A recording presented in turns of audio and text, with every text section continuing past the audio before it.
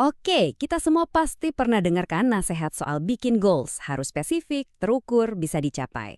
Tapi gimana kalau ternyata kerangka kerja yang paling terkenal itu malah jadi penghambat kita buat mencapai hal-hal yang lebih besar?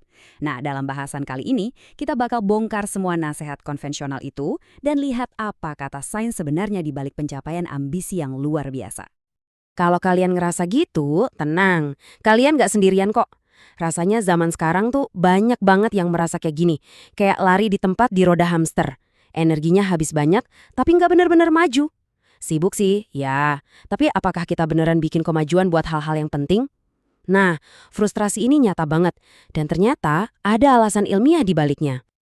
Dan ini bukan cuma perasaan loh, datanya benar-benar nunjukin ada yang salah. Coba lihat ini. Dari tahun 2010 sampai 2019, tingkat kecemasan dan depresi di kalangan remaja itu meroket lebih dari 50%. Stres, burnout, dan rasa kewalahan itu udah kayak jadi wabah. Apalagi di dunia kita yang serba terhubung dan penuh tuntutan ini. Jelas banget, model kesuksesan yang lama udah nggak cocok lagi buat kesehatan mental kita. Nah, efeknya ini kelihatan di mana-mana. Di dunia kerja, kita lihat ada fenomena kayak quiet quitting, di mana orang cuma kerja seadanya aja, dan she session, di mana karir perempuan kena dampak paling parah selama pandemi. Sistem produktivitas tradisional yang kita kenal itu lagi goyah, dan akhirnya banyak orang yang merasa ketinggalan dan kehilangan arah.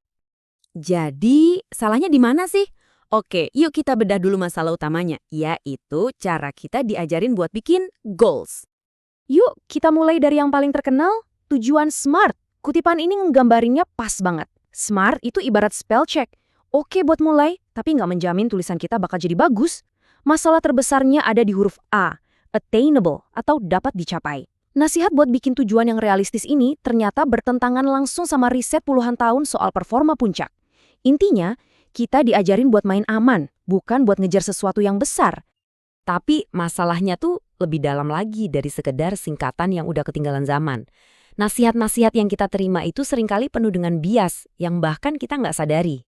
Coba deh lihat perbandingannya, beda banget kan? Nasihat tradisional yang di kiri itu seringnya berpusat pada laki-laki, datang dari satu jenis kultur tertentu, dan cuma fokus sama hasil akhir. Pendekatan ini sama sekali nggak mikirin kalau perempuan mungkin punya motivasi tujuan yang beda, atau budaya lain punya definisi sukses yang beda juga. Pendekatan modern yang kita butuhkan, yang di kanan, harus jauh lebih inklusif dan menyeluruh. Penulis buku Big Goals, Caroline Adams Miller, bahkan bikin istilah sendiri namanya #DudePodcasts buat ngegambarin fenomena ini. Coba bayangin, kalau sumber nasihat sukses kita, entah itu podcast, panel diskusi, atau buku bisnis, isinya hampir semuanya suara laki-laki, tanpa sadar itu ngebentuk apa yang kita pikir mungkin buat kita capai. Ini menciptakan blind spot, di mana kita jadi menetapkan tujuan yang lebih kecil karena kita nggak melihat panutan yang sesuai dengan pengalaman kita.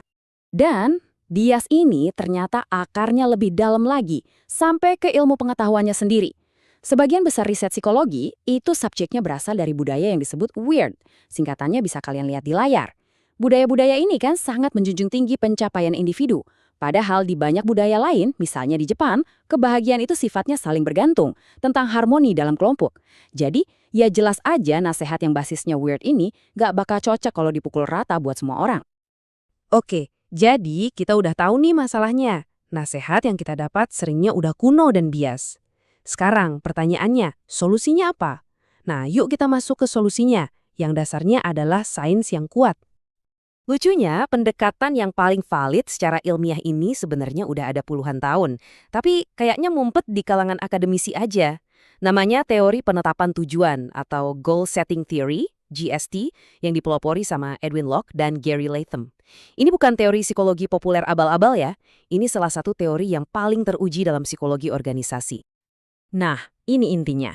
GST itu intinya cuma 3 hal simple tapi powerful banget. Pertama, tujuan yang sulit dan menantang itu secara konsisten hasilnya lebih bagus daripada tujuan yang gampang. Jadi lupakan dapat dicapai. Kedua, tujuannya harus spesifik. Nggak bisa cuma bilang lakukan yang terbaik. Ketiga, kita butuh umpan balik terus-menerus buat tahu progres kita. Dan kalau perlu, ubah arah. Biar kebayang, ada contoh keren banget nih. Bayangin tim Kayer Stop NASCAR. Tujuan mereka itu susah dan spesifik banget. Pangkas waktu 13 detik. Mereka nggak cuma teriak-teriak, lebih cepat, Mereka analisis masalahnya, yaitu suara mesin yang berisik banget, bikin komunikasi susah, lalu mereka bikin strategi baru, pakai sinyal tangan tanpa suara. Nah, itulah GST dalam praktiknya. Tujuan yang sulit, spesifik, plus strategi yang cerdas. Tapi tentu aja ada papinya. Tujuan yang besar dan kuat itu butuh pagar yang kuat juga. Tanpa landasan etika, ambisi besar bisa jadi liar. Kasus-kasus kayak WeWork atau Theranos itu contoh nyata, di mana ngejar satu tujuan aja tanpa pengawasan malah berujung penipuan dan kehancuran. Jadi gimana cara kita mencapainya, itu sama pentingnya dengan apa yang mau kita capai.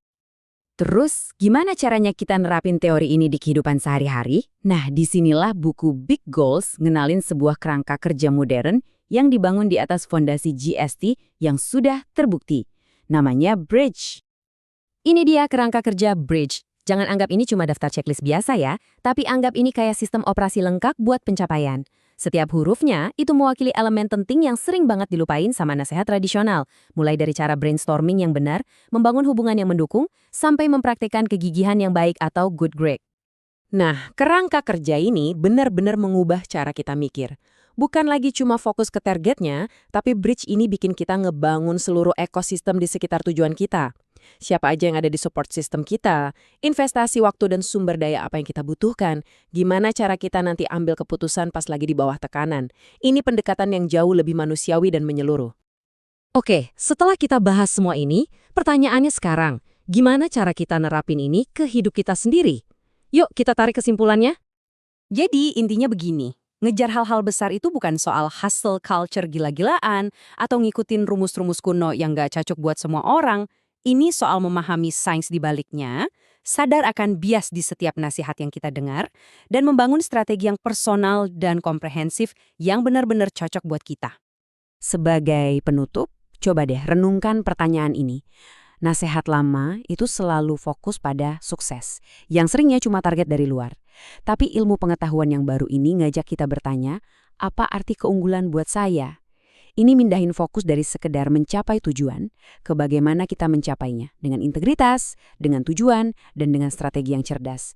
Jadi pertanyaannya bukan lagi apakah kamu akan sukses, tapi bagaimana kamu akan menjadi unggul.